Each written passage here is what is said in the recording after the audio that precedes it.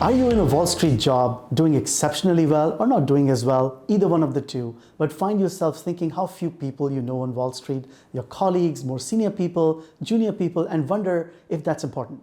The so-called networking. Let's talk about that today and help you network on Wall Street. Hi, this is Shalabh Garg, Finance Dad, 25-year veteran of Wall Street. I've had jobs in banks, at a hedge fund. I'm currently running my own hedge fund. And I want to talk to you today about the importance of networking, what is networking, how to go about networking, and all things networking. Let's start with why network and what is networking.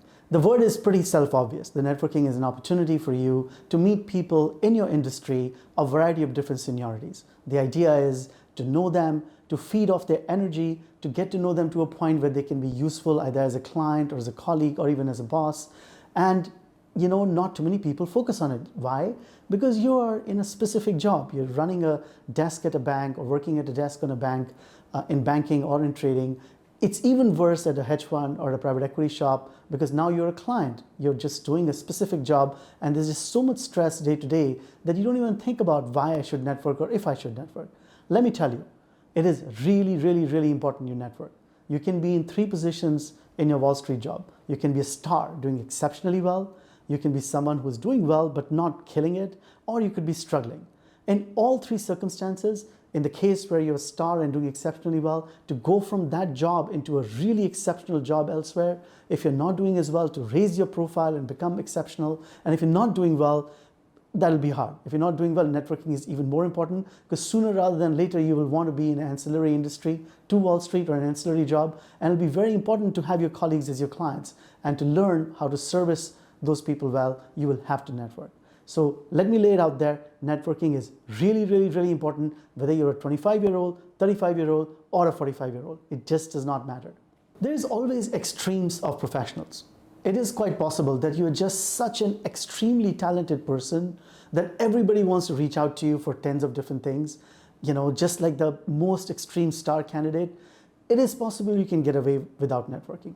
The other extreme is the same way. You're just so horrible and so misfit in the Wall Street job that you cannot wait to get out, and no amount of networking is going to help you. Let's take those extremes of the normal distribution out. For the rest of us, networking is really important. And why?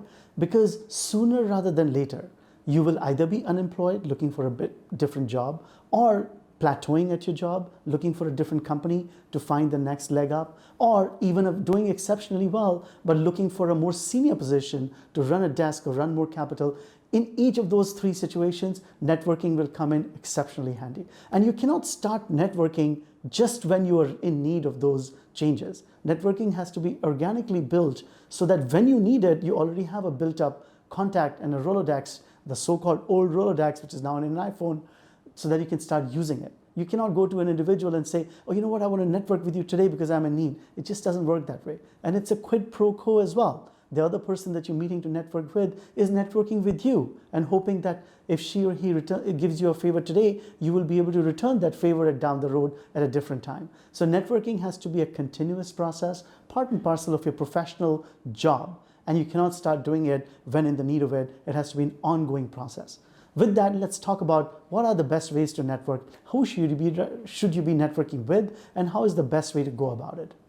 Let's start with talking about what is near and dear to my heart, the quote-unquote hedge fund professional. That's who I have been all my career. It's the easiest one for me to talk about. So if you are a hedge fund professional, most likely you're in a job where you're managing capital or raising assets from clients or something or the other that is very siloed, very, very in a particular position where you're part parcel of either a 2 or 3 people team or not even that. Point is that you're by yourself facing these volatile markets, taking care of capital, and just completely lose sight of networking. I would say that for you, networking is the single most important thing. By the way, it's the same for private equity as well. Again, a small part of a small team where doing client work, I think both of you individuals need networking more than anyone else. And for you, the 3 best avenues to network. Number 1, sell-side conferences.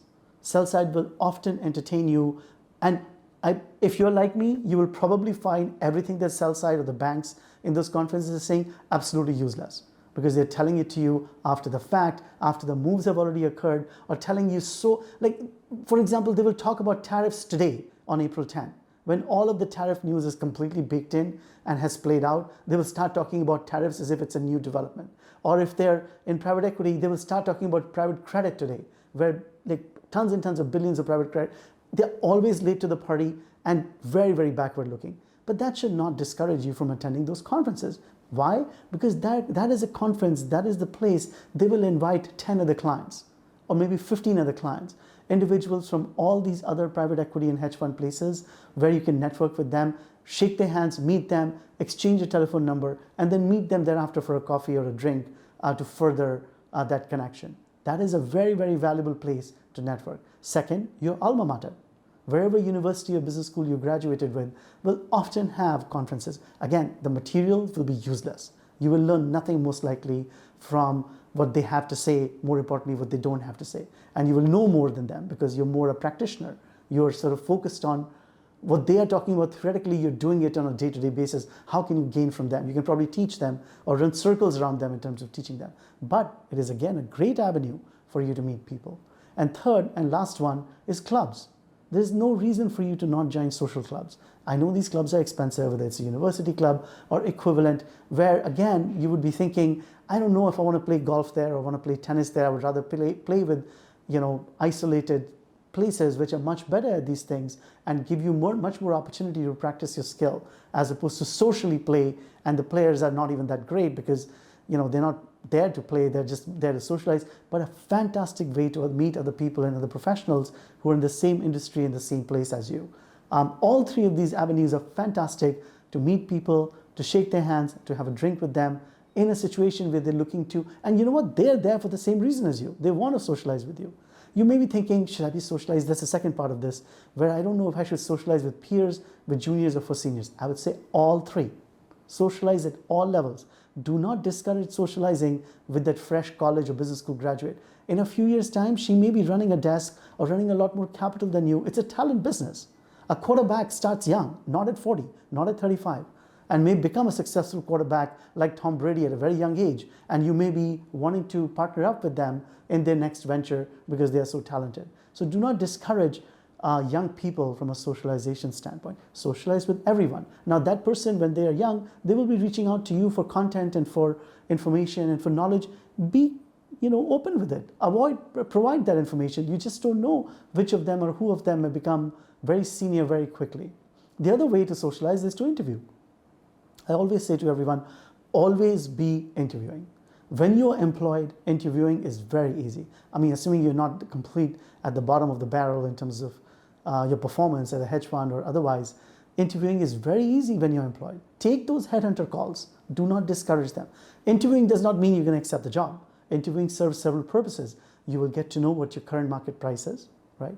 You will get to know what people are looking for. You'll get to know if you've become a dinosaur in the industry. In other words, are you too old for any of these jobs to be doing?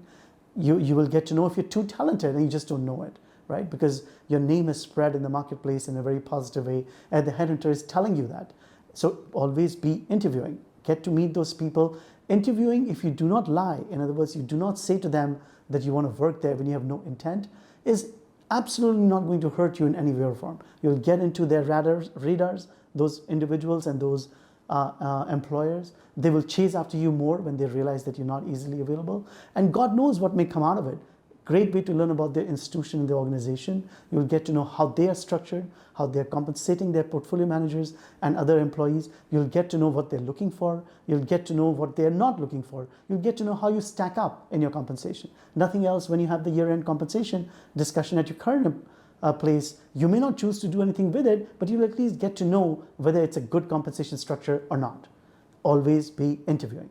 With all that said and done, networking is not easy. I don't want to leave you with this message that I have networked like crazy all my life and it's such an easy thing to do. In fact, as an immigrant, it's harder than as anyone else because, as an immigrant, you're trained in a classroom way of education, which makes you believe that the more you know, the more innate knowledge that you have, the better off you are. In fact, as my wife always likes to say, networking is like selling, and selling is the hardest thing to do in the world. And you have to always be selling. In this case, you're selling yourself, which is even harder because you don't have a product. You're selling talent, you're selling your personality, you're selling your capability.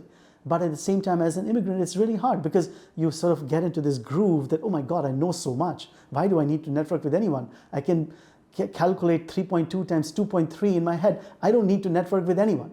But that is not how life works. Networking is even more important as an immigrant because you're not going to have the network of high school education and growing up in the States where you made an organic set of network of individuals that you grew up with, who grew up with you and are all here. Now, if you went to the top colleges in your own native country, likelihood is that many of them and your peers are here as well. But even if that is the case, I would say that I don't want to say that networking is easy. It is hard. It is something that is out of the box, out of the comfort zone. You're kind of getting out of the comfort zone to achieve it.